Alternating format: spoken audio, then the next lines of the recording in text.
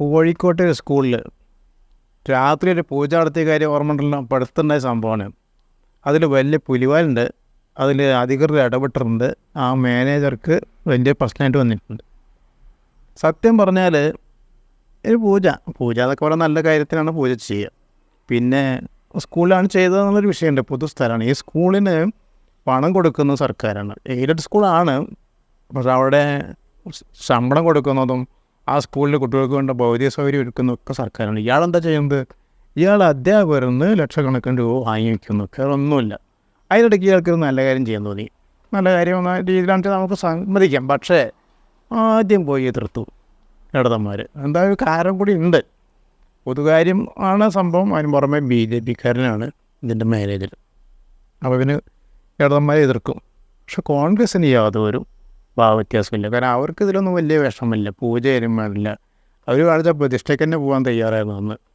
ഞാൻ ഇപ്പോൾ ആര് തടഞ്ഞാലും പോകുന്നുള്ള മട്ടിലെന്ന് ഓരോ കോൺഗ്രസ് നേതാക്കന്മാരും എങ്കിലും അവർ നിഷ്പക്ഷമായിട്ട് നിൽക്കുമ്പോൾ ഈ ഇടതുപക്ഷക്കാർ, അവർ യുവജന സംഘടന ഉണ്ട്, വിദ്യാർത്ഥി സംഘടന ഉണ്ട്, എല്ലാവരും ഉണ്ട്. ഇടിച്ച് കീറി നമ്മളതിൻ്റെ വീഡിയോ കാണുമ്പോൾ മനസ്സിലാവും. ഒരു ഭാഗത്ത് പൂജ നടക്കുന്നു, അതിനാൾക്കാർ നിൽക്കുന്നുണ്ട്, അപ്പുറത്ത് മുദ്രാവാക്യം വിളി. അപ്പം ഞാൻ പറയുന്നത് ഒരു സാവകാശം കൊടുക്കാൻ ഒരു പൂജയ്ക്കല്ലേ. ആ പൂജ നടന്നിട്ട് അതിൻ്റെ ഗുണമാണെങ്കിൽ നമുക്ക് ആവാമല്ലോ. അങ്ങനെ സ്കൂളിലാണ് ചെയ്യാൻ പാടില്ല. പിന്നെ ഒരു കാര്യം, അവർ ചെയ്തതിലൊരു മര്യാദ ഉണ്ട്. ഞാൻ പറയാൻ സംഗതി ഗവൺമെൻറ് ഇടപെട്ട കേസാണ്, എതിരാണ് എല്ലാവരും. ഞാൻ എൻ്റെ ഒരു വശം കാണുന്ന വെച്ചാൽ പട്ടാപ്പകൽ സ്കൂൾ ദിവസം ഇവർ ചെയ്തില്ലല്ലോ. ചെയ്തതെങ്കിലത്തെ സ്ഥിതി എന്താണ്? കുട്ടികൾ നിൽക്കുകയാണ്, കുട്ടികൾ കാണുകയാണ്. അപ്പം എന്ത് പറയും? കുട്ടികളെ അന്ധവിശ്വാസം പഠിപ്പിച്ചു. അല്ലെങ്കിൽ തന്നെ കേന്ദ്രത്തിൽ എൻ്റെ ഇടപെടലുണ്ട്. പാഠപുസ്തകമൊക്കെ തിരുത്തി എഴുതുകയാണ്. അതിലൊക്കെ ശാസ്ത്രം പോയിട്ട് വിശ്വാസങ്ങൾ, അന്ധവിശ്വാസങ്ങൾ വന്നുകൊണ്ടിരിക്കുകയാണ്. അപ്പോൾ അതുണ്ടായില്ല.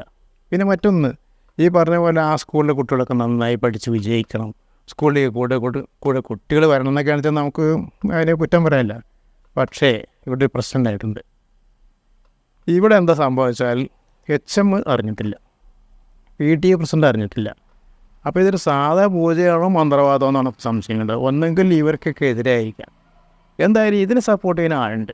സകല മീഡിയയിൽ ഇതിനെതിരാണ് വന്നിരിക്കുന്നത്. പക്ഷെ നമ്മുടെ മറുനാടൻ വന്നത് സപ്പോർട്ട് ചെയ്യാനാണ്. ഇയാൾ BJP-കാരനല്ല എന്നാണ് ഒന്നാമത്തെ വാദം. പിന്നെ മറ്റൊന്ന്, അയാളുടെ അമ്മമ്മയുടെ പേരിലുണ്ടാക്കിയൊരു കെട്ടറാണിത്. അതിനൊരു ഗണപതി ഹോമം നടത്തിയതേ ഉള്ളൂ, വേറൊന്നുമില്ല. അത് മുമ്പ് ഇവിടെ എപ്പോഴും നടത്താൻ തീരുമാനിച്ചായിരുന്നു. അത് സമയം കിട്ടിയില്ല, ഇപ്പോഴേ ചെയ്തിട്ടുള്ളത്. എന്ത് വന്നാലും ഒരു ചട്ടലംഘനം എന്നാണ് ഇതിനെപ്പറ്റി പറയുന്നത്. ചട്ടം എന്താണെന്ന് നമുക്ക് മനസ്സിലാക്കാവുന്ന ഊഹിക്കാവുന്നേ ഉള്ളൂ. ഒരു പൊതുസ്ഥാപനത്തിൽ, നമ്മുടെ ഗവൺമെൻറ് സ്ഥാപനത്തിൽ വ്യക്തികളുടെ ഇഷ്ടത്തിനനുസരിച്ച് പൂജ നടത്താൻ പാടില്ല. പണ്ടുണ്ടായിരുന്നു, ഏതൊരു ഉദ്യോഗസ്ഥൻ പോയപ്പോൾ അയാൾ ഇറങ്ങിപ്പോയ സ്ഥലത്ത് ചാണകവെള്ളം തെളിച്ചത്. അതൊന്നും അയാളെ ബാധിച്ചിട്ടുണ്ടാവില്ല. പക്ഷേ ഇതല്ല. കുട്ടികൾക്ക് വേണ്ടി സർക്കാർ ഉണ്ടാക്കിയൊരു സംവിധാനം നിലനിൽക്കുന്നിടത്ത് ഇമാതിരി കോപ്പറായും കാട്ടുന്നത് വലിയ കുറ്റം തന്നെയാണ്.